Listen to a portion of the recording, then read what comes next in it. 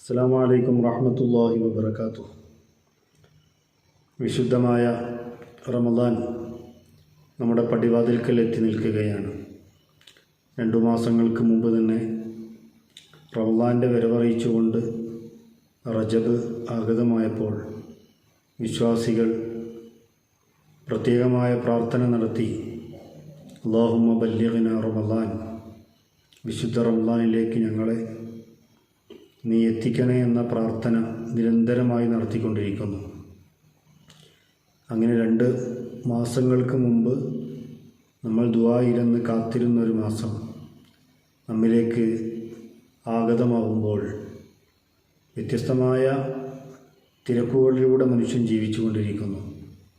ഈ തിരക്കുകൾക്കിടയിൽ പെട്ടെന്ന് നമ്മൾ റമദാൻ മാസപ്പിറവി കണ്ടു എന്ന വാർത്ത കേൾക്കുകയും അന്നത്തെ നമ്മുടെ നോമ്പ് നോൽക്കാനും തുറക്കാനുമുള്ള വിഭവങ്ങൾ അത് വാങ്ങിക്കൂട്ടുന്ന തിരക്കിൽ, ആ തിരക്കിലേക്ക് മനുഷ്യൻ പോകുമ്പോൾ അതല്ല യഥാർത്ഥത്തിൽ നമ്മൾ ഈ 2 മാസങ്ങൾക്ക് മുമ്പ് ദുആ ചെയ്ത് കാത്തിരുന്ന റമദാനെ നമ്മൾ സമീപിക്കേണ്ട രീതി.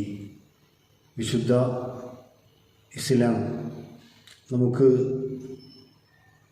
മാസപ്പിറവി കാണുമ്പോൾ ചൊല്ലേണ്ട ദിക്ർ ഹദീസുകളിൽ പഠിപ്പിച്ചു തന്നിട്ടുണ്ട്. മുത്തുനബി സല്ലല്ലാഹു അലൈഹി വസല്ലമ തങ്ങൾ ആ ചൊല്ലേണ്ട ദിക്ർ ഇങ്ങനെയാണ് പഠിപ്പിച്ചു തന്നിട്ടുള്ളത്.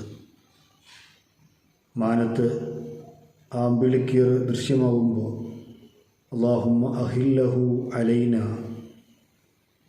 അല്ലാഹു അക്ബർ അല്ലാഹു അക്ബർ എന്ന് തക്ബീർ ചൊല്ലിക്കൊണ്ട് നമ്മൾ നടത്തുന്ന പ്രാർത്ഥന, അല്ലാഹുമ്മ അഹില്ലഹു അലൈന ബിൽ യുംനി വൽ ഈമാൻ.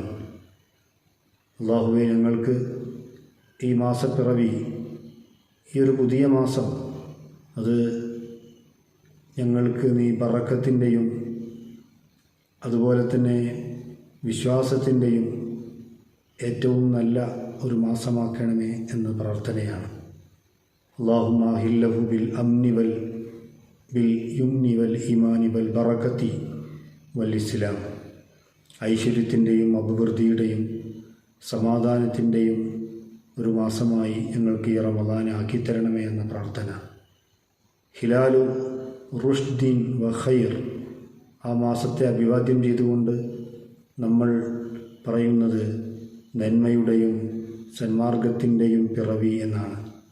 റബ്ബി വ റബ്ബുക്കല്ലാ, എൻ്റെയും നിൻ്റെയും രക്ഷിതാവ് അള്ളാഹുവാണ് എന്നുകൂടി ആ അള്ളാഹുവിൻ്റെ ദൃഷ്ടാന്തങ്ങളിൽപ്പെട്ട ഒരു ദൃഷ്ടാന്തമായ ഹിലാലിനോട്, ആ ഒരു പിറയോട് നമ്മൾ അഭിസംബോധന ചെയ്തുകൊണ്ട് നമ്മൾ നടത്തുന്ന ദുആ വളരെ ഫലപ്രദമാണ്. നമ്മുടെ മനസ്സ് ആ ഒരു ദുആ നടത്താൻ പാകപ്പെട്ട മനസ്സായി മാറണം. റമദാനെ ആ അർത്ഥത്തിൽ നമ്മൾ കാത്തിരിക്കണം. ഒരു വലിയ അതിഥി കാലങ്ങളോളം കാത്തിരുന്ന് നമ്മിലേക്ക് വരുമ്പോൾ ആ അതിഥിയെ നമ്മൾ സൽക്കരിക്കാനുള്ള ഒരുക്കങ്ങൾ എത്രമാത്രമായിരിക്കും.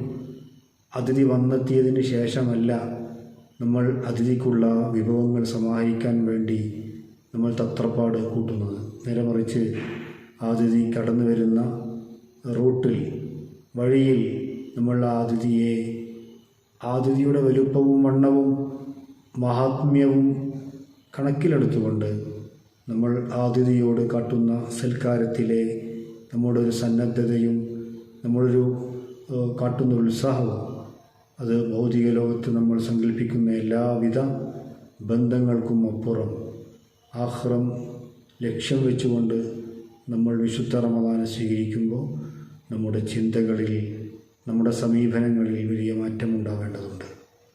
മാനസികമായി നമ്മൾ ഒരുങ്ങണം. അത് സാമ്പത്തികമായ ഭൗതികമായ ചുറ്റുപാടുകൾക്കപ്പുറത്ത് നമ്മൾ സാമ്പത്തികമായി ശുദ്ധി വരുത്തി ഹക്ക് ഇടപാടുകളൊക്കെ തീർത്ത് മാനസികമായ ഒരു മാസത്തെ സ്വീകരിക്കാൻ എല്ലാ അർത്ഥത്തിലും തയ്യാറെടുത്തുകൊണ്ട് നമ്മൾ റമദാനെ സ്വീകരിക്കുമ്പോൾ ആ ഒരു സ്വീകാര്യത നമ്മുടെ കർമ്മങ്ങളിലൊക്കെ ഉണ്ടാകും. അല്ലാഹു സുബ്ഹാനഹു വ തആല സ്വർഗത്തിൻ്റെ കവാടങ്ങൾ തുറന്നു വെക്കുന്ന മാസം, നരകത്തിൻ്റെ കവാടങ്ങൾ കൊട്ടിയടക്കുന്ന മാസം, എല്ലാ പിശാചുക്കളെയും ബന്ധനത്തിൽ അകപ്പെടുത്തുന്ന ഒരു മാസം.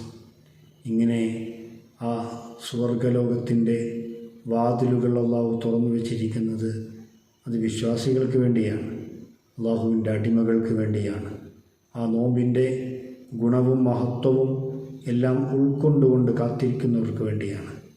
അള്ളാഹു നമ്മെ അനുഗ്രഹിക്കുമാറാവട്ടെ. അസ്സലാമു അലൈക്കും വറഹ്മത്തുള്ളാഹി വബറകാതുഹു.